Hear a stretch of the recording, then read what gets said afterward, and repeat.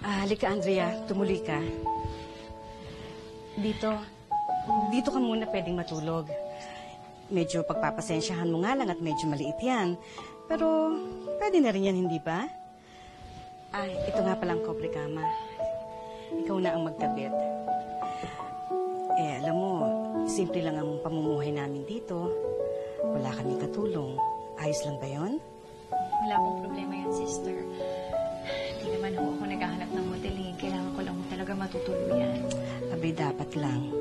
Alam mo, kung meron mang higit na nag-aalala sa'yo, sigurado ang pamilya mo yon. Paano, mauna na ako, ha? Ipapatawag na lang kita kay Sister Mercedes kapag handa ng hapunan. Sige po. Salamat po ulit, sister. Sige, salamat din.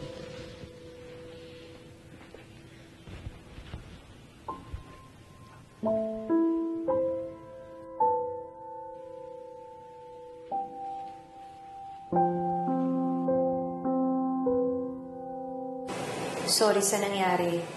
Magpapaliwanag ako sa inyo ni Mama pero wag muna ngayon. Alam kong galit pa siya. Just know na safe ako at nasa maayos na lugar. Huwag niyo na ako hanapin. Babalik din ako soon.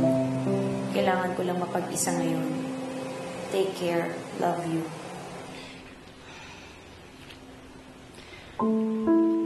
Sana nga bumalik ka na, ate. Mag-New Year pa naman.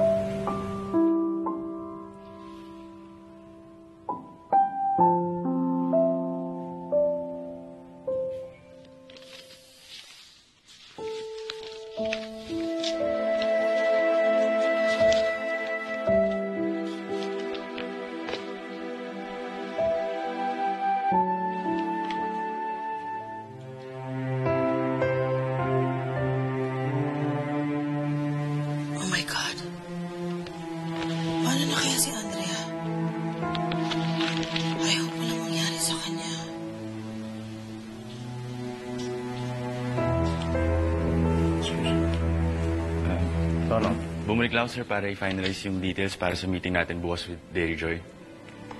Donald, iwanan mo na muna kami ni Patricia. Meron lang kami tinatapos dito. Kaya na namin to, okay? It's been a long day. It's been a long, tough day. So, dahil sa nangyari kanina, alam na. It's alright. Sa tingin ko, cold feet lang yung nangyari kay Andrea. Babalik din yun. Okay. Excuse me, sir. Thank you, Donald.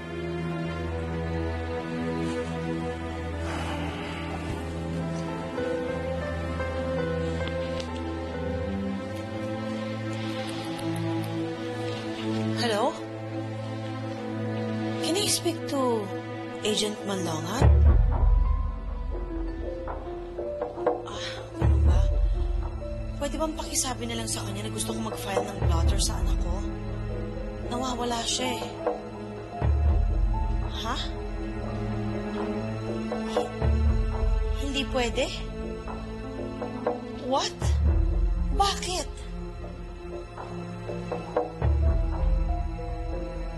Teka muna. What kung meron itong kinalaman sa kaso ni Antonio? Di ba kayo rin ang nag-handle ng case na yon?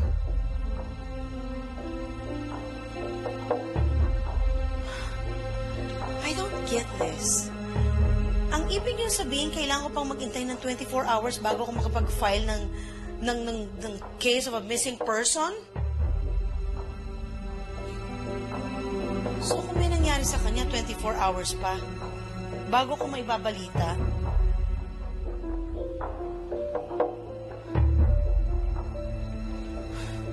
hindi bali na lang.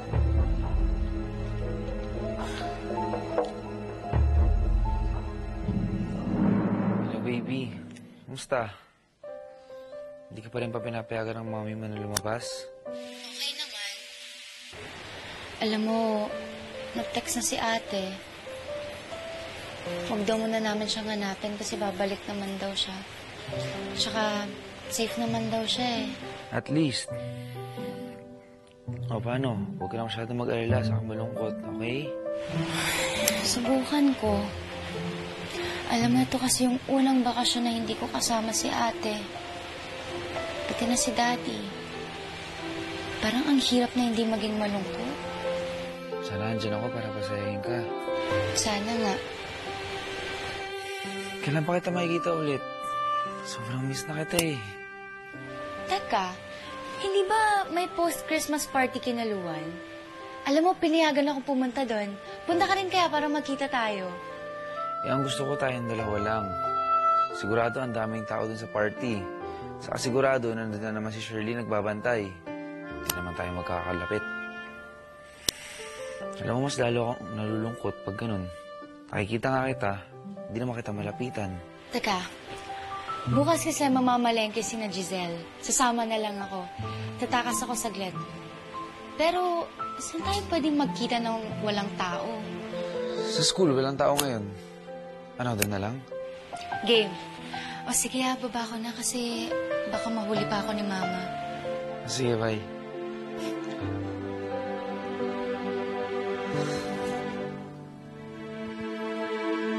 Sino kumigtas ko?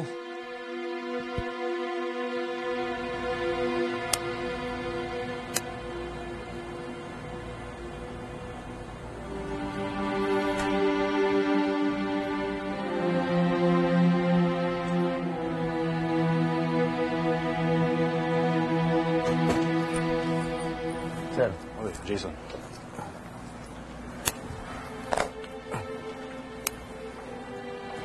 Alam mo, Jason, hindi talaga kami nagpapakita ng mga reports sa mga taong hindi directly involved sa kaso. Oo nga po, sir. Pero kasi hindi man ako kapamilya, pero yung girlfriend ko po kasi anak ng biktima eh. Gusto ko lang siguraduhin kung pwedeng magamit yung ebidensya na nalalaman ko. Kaya pwedeng sige na, sir. Please. Please, please. Salamat.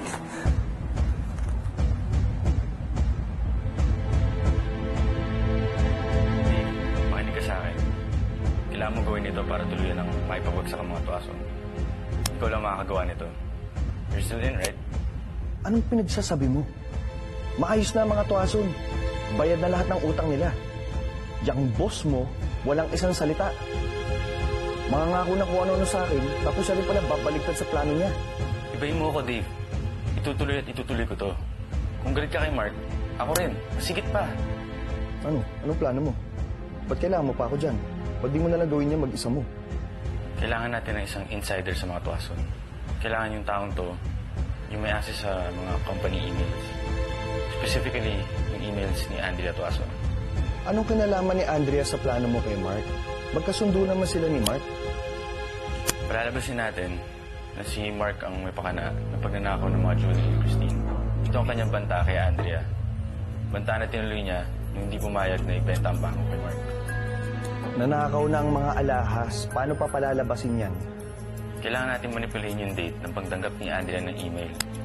Ang kailangan nating ilagay na date ay yung bago mangyari yung ambush sa jewelry sale.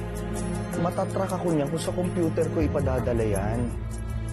Ako magpapadala ng email gamit ang computer ni Mark. Kailangan lang buksan ni Andrea ang email. Eh wala nga si Andre. Paano magagawa yan? Diyan ka papasok. Ikaw ang bubukas ng email gamit ang computer ni Andrea.